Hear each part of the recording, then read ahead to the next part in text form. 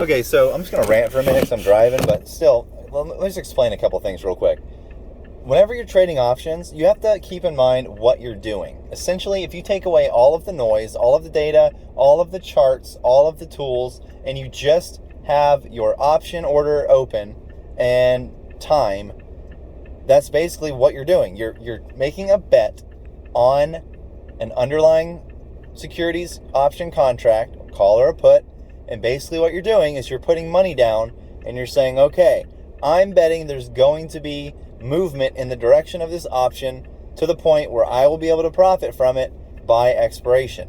Now, you have to take into account the objective of your investment goals. Not everybody trades call options to sell them for profit. Some people buy call options because they would like to acquire the underlying asset. It all depends. Now, if your primary focus is to profit as quickly as possible, which I feel it would be most people in this group's objective, then what you want to do is you want to trade options with as little time as humanly possible in the market.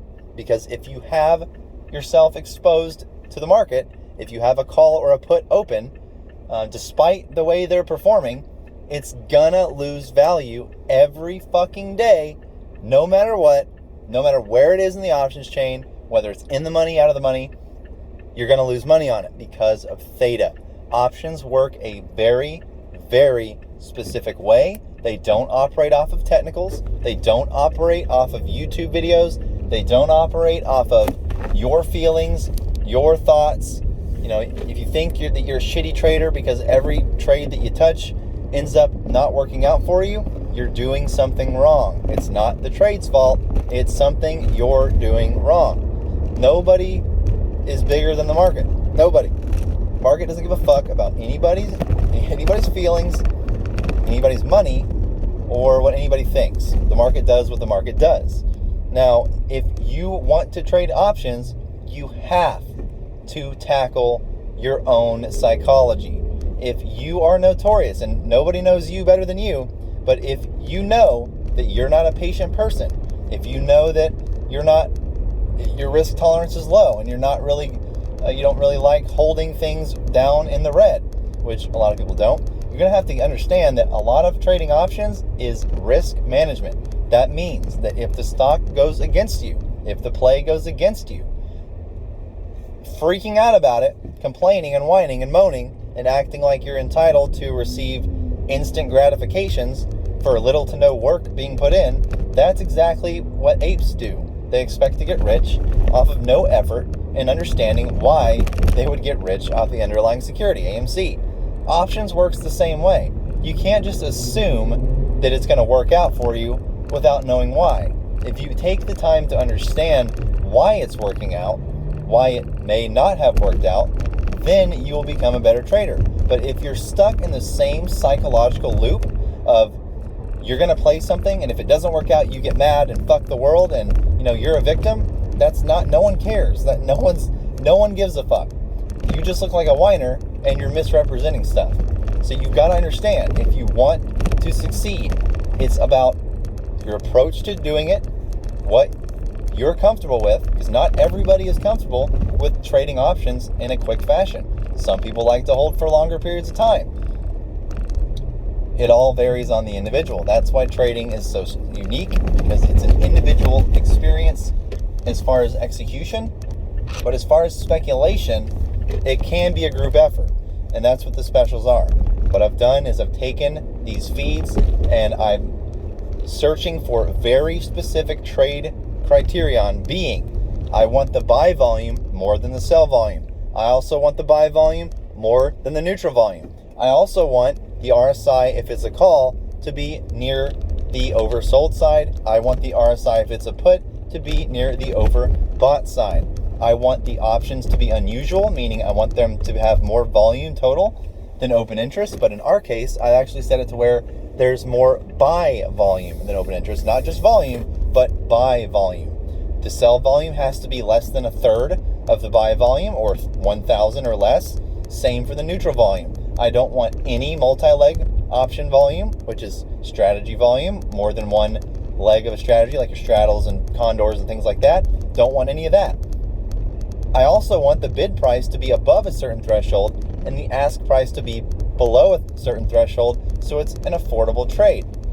Now, all that being said, if you take all that out and you think about what I just said, basically all that I just said is we're taking trades with all negative sentiment and we're taking that sentiment away, only leaving ourselves with positive sentiment. Despite it being a call or put, they work the same way, because if you buy a put and there's capital going into a put, whoever's buying it, and in our case, big giant fucking gay whales, want to see profits on their return, especially if they're investing such a large amount, which they are, because we're filtering for them. So, I mean, you got to get past this victimized mentality. No one's going to come to your rescue and save you from yourself. Only you can do that, but you're going to have to take the time and do it. And the good news is about this, there's never been more tools to assist you in doing this. Never in history. So just keep that in mind. It's not magic. The options market is not magic. It's you versus yourself. That's literally all it is. And with these feeds, basically all of the filtering and understanding of the financial metrics that lead to profitable trades. I mean, you guys are probably smart enough to figure that out. Buy volume, buy volume, buy volume. You want fucking buy volume. You want to filter out all else. Keep the buy, the positive, the bullish sentiment. Filter out everything else. Basically, it all boils down to common sense. I know that sucks to hear, but it's literally it. You know, do you want to buy a call when the RSI is close to overbought or oversold? Oversold. Do you want to buy a put when the RSI is closer to overbought or oversold? Overbought. Do you want to jump in on a trade if it's mainly sell volume and your goal is to profit from buying it? Nope. Do you want to jump in a trade where there's more neutral volume than buy volume? Nope. Do you want to make a trade where there's more open interest than volume? No. So basically, all these specials is all of the conditions that we already know work collectively put together to filter out bad trades that could potentially go against us based on what we've already been learning and what we already know in this market. That's basically all it is. It's not anything hard. If you jump in a special and it doesn't work out immediately, you have to start thinking about the time that you paid for. If you're just buying contracts expecting profit and you don't know what the value is of that contract that you're buying, you got to paper trade it and get a feel for this shit. Because if you keep psyching yourself out of these trades, you're going to burn yourself out. You got to understand that, as I've seen it right now, most of these are working, but obviously we're going to get those that don't work. And the goal is, when those do happen, to filter them out and figure out exactly why. But we got to stop this immediate whining shit whenever the trades don't work. And we got to stop assuming the trade's bad because we didn't get profit in the first 15 minutes. That shit's not realistic. And if you can get out with profit immediately, go for it. It's up to you to do the selling. No one else can do that for you.